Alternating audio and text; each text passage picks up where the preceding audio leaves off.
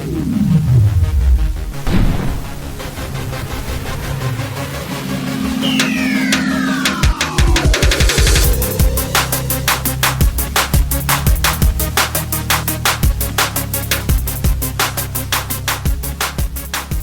guys, Joe here, and welcome back for another episode. Today we're at Town Hall 9, and we're going to be taking a look at two different strategies here, starting off with the HGHB, which is the healers, giants, hogs, and bowlers.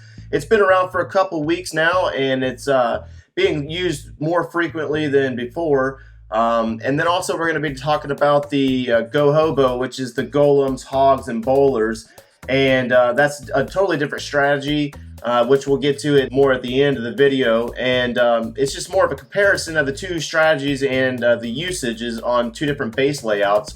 And really, as time has gone on in the last couple weeks with the HGHB, it's a very powerful attack, very quick attack, and very fun to watch actually. But the common theme across the use of that strategy is that the bases have mostly been either anti-3-star layouts or the very symmetrical anti-2-star layouts at Town Hall 9. And really the focal point or strength of that attack is the bowlers making it into the core of the base. The biggest issues or errors that I've seen with this strategy is user errors, meaning that they've had either poor funneling or poor troop deployment and where their entry points are or where they go in on the base. Now with the HGHB, it doesn't really matter what direction you come in on this base, as long as you get those bowlers to funnel into the core of the base and those healers stay with the group.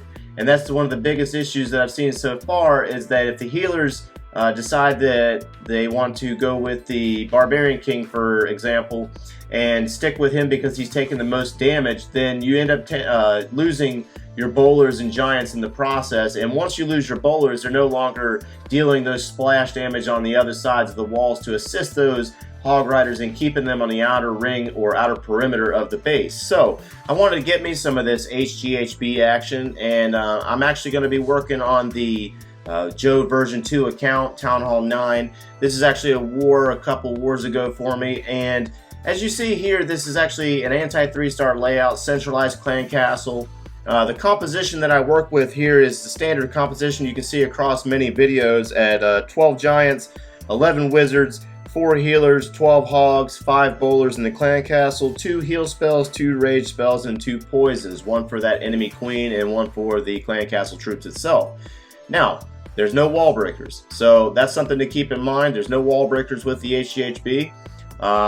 You can tie them in somehow, but you're kind of cutting back on some of your other troops. What the giants do is they all group up, and then they focus in on one of those defensive structures on the inside of the base, and then they'll beat on the wall until they crack through. And at the same time, you're using your wizards in order to take out structures on the outside of the base to assist with that funneling process to get those bowlers in the base. Now, I come in from the south here, so I drop my giants, healers, then my wizards, and clean up this outer junk on the outside of the base in order to get those bowlers to go inside of the base. I like the placement of the air defenses because they're far enough in the base to where they're not targeting my healers immediately, and this also gives the bowlers the opportunity to work under rage to take out that enemy queen, those air defenses, and that those enemy clan castle troops, and your archer queen will assist with the disruption of the enemy clan castle troops at the same time. So as this one goes live, it's pretty simple. As long as you pick a pretty wide face, you can funnel those troops in, but these smaller compartments is where things get more challenging. So as those giants start working their way in, they fixated in on that cannon on the inside of the wall. I get those wizards down, and they start working on that stuff on the outside of the base, those mines and elixir pumps, as well as that archer queen assisting them. Once those giants crack into the base, I can predetermine that my bowlers are going to follow them right in. So I get the Barbarian King in, as well as those bowlers. And as you see there, that one bowler decides he wants to go towards the south, but 3 or 4 of them actually went inside the base with the giants. The healers have stayed with the giants and the bowlers, and now they're moving through and they're taking out and basically gutting the inside of this base fairly quick. The giants tend to went south there, and the bowlers kind of stayed there working in on that expo, as well as that Barbarian King. Now I start working those hogs in from the south. Now you got to remember that you only have 12 hog riders, so you can't really focus so much on the hog riders. in the sense of that they are going to be the determining factor to the success of the raid. I mean, they contribute to the back end very well, and they can finish up the last remaining defenses, but you only have 2 heal spells, and you only have 12 hog riders. So say you run into a couple of giant bomb locations or spring traps, you got to remember you only have 12, and they're going to start trickling off more and more. So the more of those trap locations you can expose with the giants and the bowlers, the better, and that frees up these hog riders to move through and get the remaining defenses that the bowlers and giants can't reach. And as you see here, it's fairly quick, very fast strategy. I even had a poison spell or 2 left over because it was just a lava hound in the clan castle, and really the poisons are useless unless you get them into pups anyways. So moving right along, we're going to get into a different kind of base altogether, and some of you might see these types of bases within your wars because not everybody's running anti 3-star or anti 2-star base designs. Some folks are still running these little trap bases where you got splits in the wall and your defense seeking troops can go anywhere or stay on the outside of the base and get hit by spring traps and bombs the entire time they're trying to work. So Creepy comes in with an HGHB, and there's absolutely nothing fundamentally wrong here with what he's trying to do. However, there's just far too many deterrents in the sense of you got giants down in the southern corner trying to get to that wizard tower. You got 2 giants breaking off to go to that cannon, and they hit a spring trap in the process. And then your bowlers have split to go to the north to take care of all those other structures that are away from the initial funneling area. So now what you've got here is a split, and the giants have healer coverage, but the bowlers did not. And so what ends up happening here is that clan castle troops, with the assistance of the expos, takes out the bowlers, and now all the troops have just split. And it's really at this point, you got giants down in there in the south under rage, and now Creepy's trying to save the attack by using the hog riders. So the base design itself is what caused the HGHB to fail, not necessarily in the sense of any fundamentally wrong user errors, but it's just not the correct type of base for the HGHB because you have the giants grouped up, and there was just far too many deterrents for defensive seeking troops like the giants. And at the end of this raid, you got the hog riders splitting, and there's no more heal spells to keep them going. So they all go down, and now we're left with a archer queen in the core of the base and 1 healer, it looks like, and trying to finish it up, and it's really just a bust. So obviously the funneling needed to be a lot wider on this base. So I wanted to take it on, and I came in with a different plan altogether. I actually come in with the GOHOBO, or a modified version of it.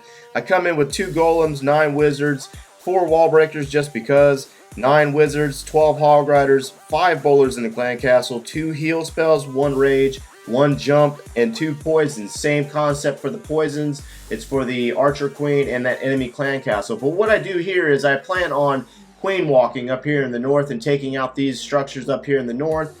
And then I bring in 2 different golems, 1 to target this cannon and 1 to target this archer tower. That way I can spread my wizards out nice and wide and take out these structures. That way it forces my bowlers to actually go into the core of the base.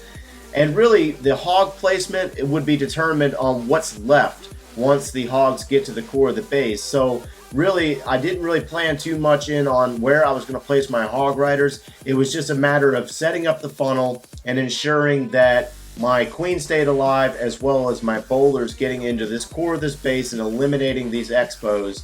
And with the expos eliminated and the bowlers in the core of the base, then I can possibly keep my hog riders on the outside of the base. So as this one goes live, I go ahead and get the queen down with my 4 healers, and she starts working on these small time structures outside the base, these deterrents, if you will. That's what they're there for, is to keep your troops deterred and not going to the core of the base. So as the queen starts working on that archer tower and she starts to work on that mine, then I start getting my golems down.